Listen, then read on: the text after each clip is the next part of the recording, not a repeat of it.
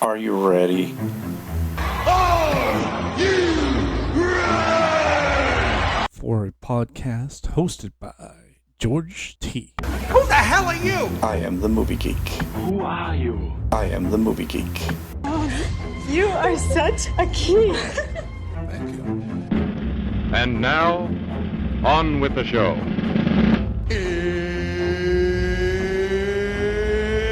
It's time!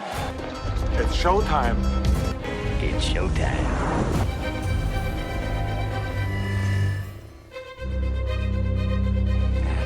Here we go. Welcome into another edition of the Movie Geek Podcast. And as always, I am your host, George T. And we've got the review of the Bikeriders, which I saw this past weekend. And I got to tell you, this is a definite 2 thumbs up movie. We'll also have some other recommended movies, if you have not seen them, of some of the lead actors in this film. There's a lot of good actors in this film, and I can't wait to share this with you. So let's get started. The Bikeriders was a film based on a book told from the perspective of the wife of the lead character, Benny, told by a photographer journalist who was with them in the early days of this bike club, and then went on to the war and then came back to find the wife of Benny, played by Jodie Comer. Her name was Kathy. Benny, played by Austin Butler, was the main character, while you had Tom Hardy, the leader of the Bikeriders gang, named the villains. His name was Johnny. And so the movie takes place in the late 60s to early 70s. Benny is a young, take no shit kind of rider, and he winds up in this bike gang, which was originally, as Johnny was a racer. He raced dirt bikes with his best pal,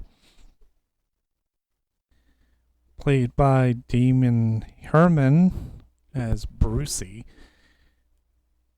Johnny wanted to do more with the bike than just ride in the dirt and so on. And one night, while watching a scene from the movie The Wild One, where Marlon Brando starts a bike gang, and that was the inspiration. So he decides to get his buddies together, and they come up with this bike gang. Now, I say gang only in the sense that they are a group of individuals, not in that they were hellraisers. They were not violent people when they first started anyway. So it was just supposed to be just a club, more or less, of bike riders. As the times changed, things changed a lot. Benny and Johnny became very good friends. And Benny was the kind of kid that Johnny was trying to mentor, kind of. Johnny saw a lot in Benny, and whereas he didn't see a lot in his other friends, although Brucey, his longtime friend, was not like the strongest character, but he was very loyal to Johnny.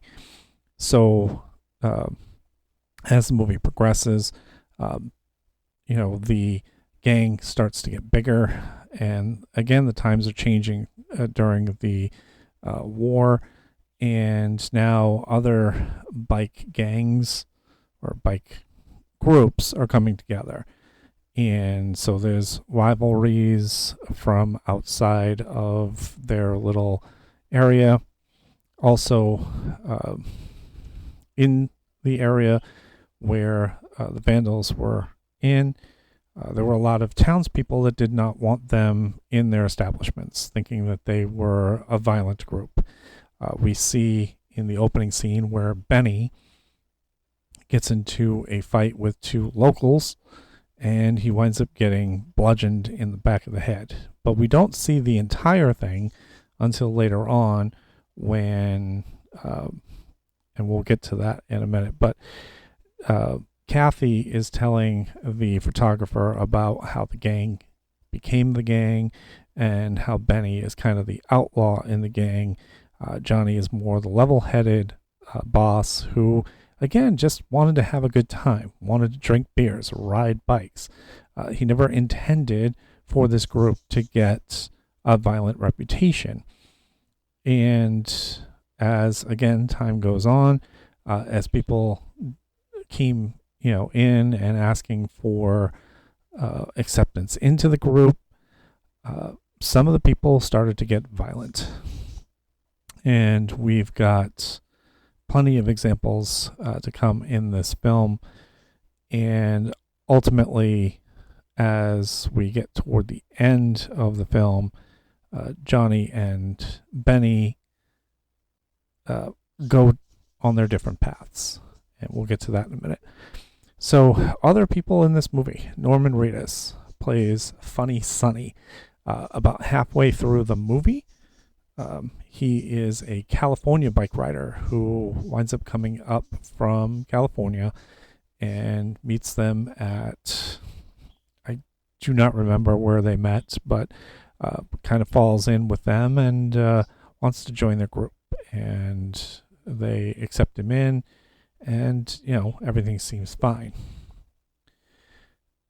And then, like I said, as time grew on, Johnny was very fearful of what was coming with expanding outward. There were groups of vandals in other cities, other towns, in other states, and it was getting too big for him. And he was very hesitant about really accepting a lot of more people because, again, he was worried that he didn't know a lot of these people, and it was becoming way too big for him. So, at one point he turns to Benny and says, Benny, I might need to get out of here. And Benny definitely does not want to be a part of any leadership. So there's the scene where we come back to where he is beaten and bludgeoned in the back of the head, but he is also almost loses his foot. And because the guy turns the shovel that he hit him in the back of the head with and drives it down into his ankle. And the only thing that he cares about, he doesn't care about Kathy or, anything else, but he only cares about riding. Kathy speaking about when Benny cries. And he said, she said the only time that I ever saw Benny cry was when he was confronted with the fact that he may never ride again.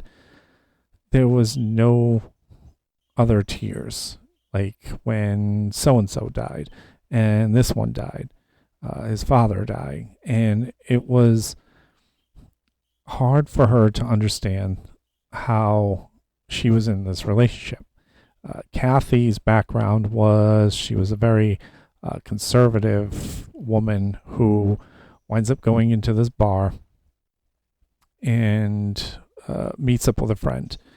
And it's a biker bar, which is owned by Johnny at this point. And she's so very uncomfortable, like she needs to leave. And now she's getting hit on by bikers, and she just feels so uncomfortable. And that's when she gets up to leave and spots Benny across the way. She sits back down and asks her friend, who is the gorgeous guy by the pool table. And she was like, oh, that's Benny. And Benny winds up walking over to the table, and they have this kind of awkward first meeting. And then she gets up to leave. So she heads outside. Benny comes out probably about 5 minutes after, winds up getting on his bike. But now the bar starts to spill out onto the street. They start to go after Kathy, and Kathy jumps on the back of Benny's bike. And as she said, 6 weeks later, they were married.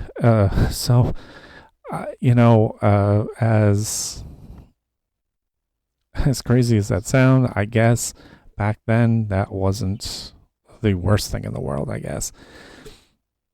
So again, she's telling the story, and obviously they're filling in pieces from the book, from his observations. He also took some photos, which at the end of the movie, during the credits, we actually get to see who these people are.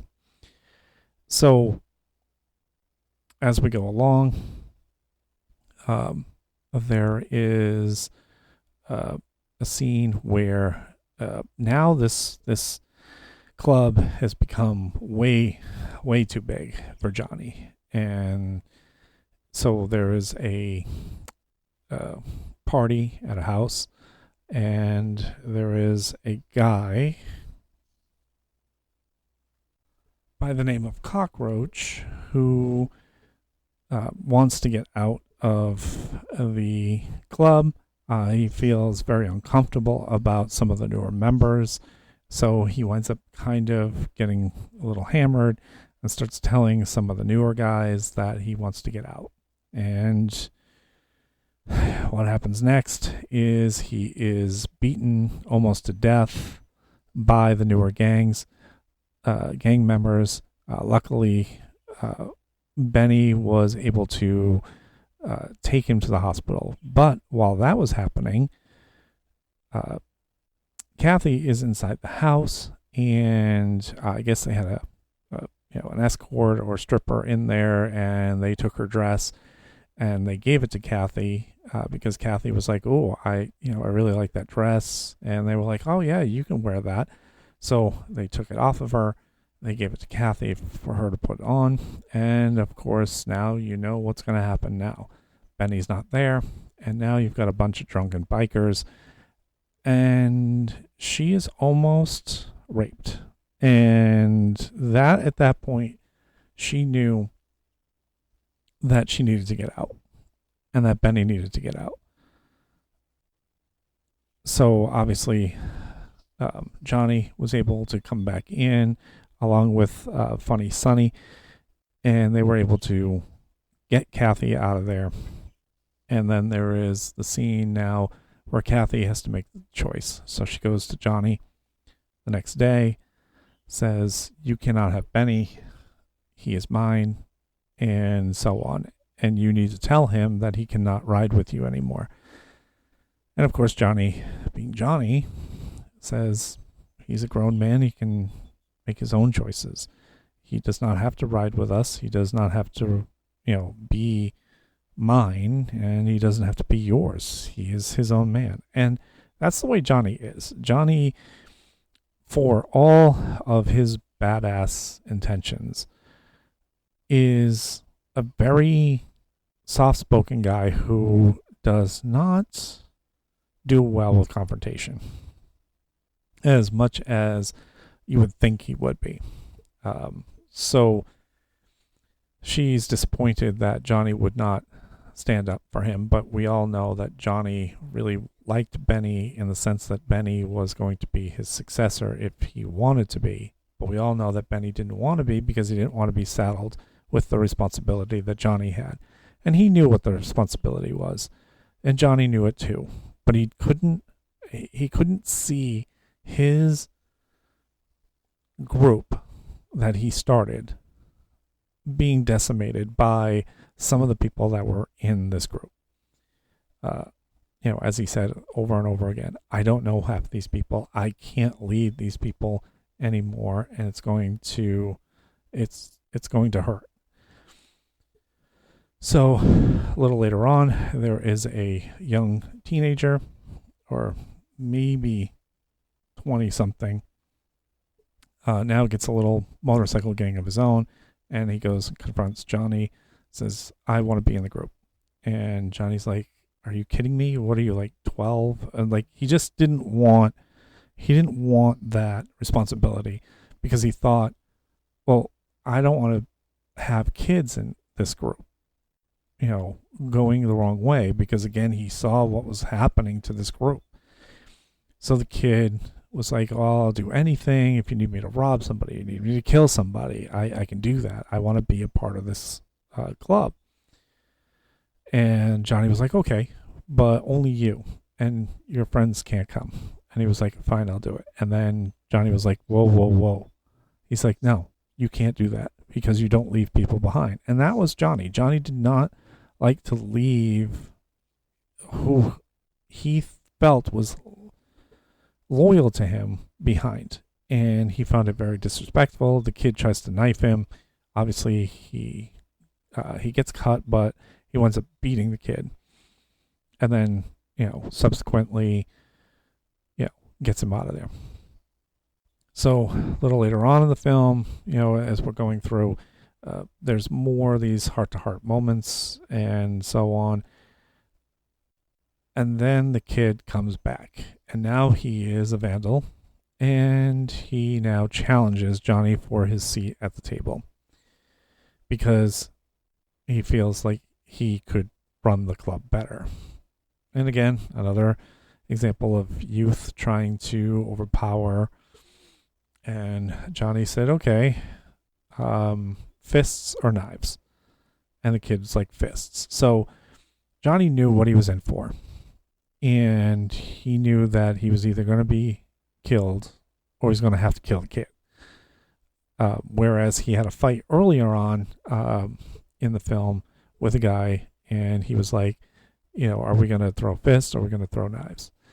And the guy was like, I don't want to kill you. I just want to take your spot. And these two had a fight and a half, and then they wound up being friends. So, again, Johnny is not the typical, leader of a gang, but it wasn't a gang to him. It was a group of people that he wanted to ride with, and it just got too big for him.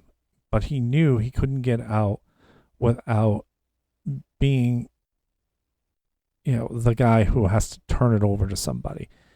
And he didn't know who he could trust other than Benny. But Benny, again, knew the stakes and didn't want it. So we get to the end of the film where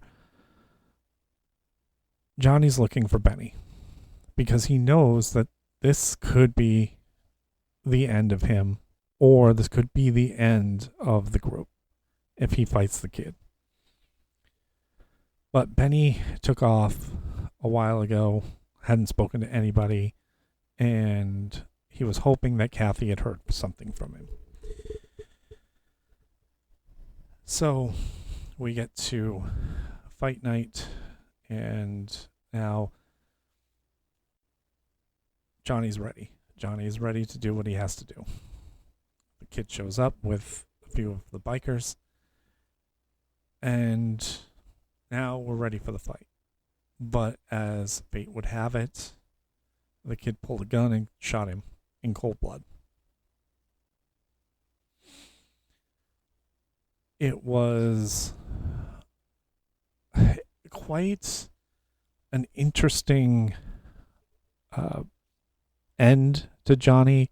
I was taken back by it. Again, I didn't know the story beforehand, and Johnny's tragic end, maybe didn't need to happen that way. There probably could have been ways around it, but I think it was, again, I think Johnny knew the end was coming. I just didn't think the kid would have shot him. Like, my guess would have been the kid was going to get in trouble.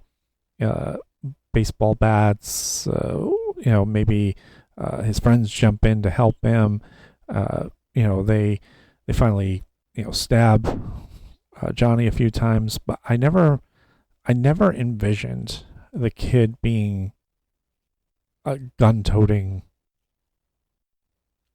kid and winds up shooting Johnny. So again, this was, an incredibly deep, detailed movie about this bike group, and a very sad ending because you really felt for Johnny. Benny winds up finding out about Johnny's death, goes back and sees Kathy, and the movie ends with Kathy and Benny moving to Florida, and he didn't ride a bike after that. He was done biking. Somehow he got out of the bike group without harm, and again, it was a really, really good film. Definitely 2 thumbs up. It is worth the view, especially if you're a Tom Hardy fan. Again, the comments or a lot of the reviews talk about his silly accent. It's a Midwestern Chicago accent, and everyone had the accent, but obviously his is a little bit more over the top, and we have gone through many of Tom Hardy movies with him having accents.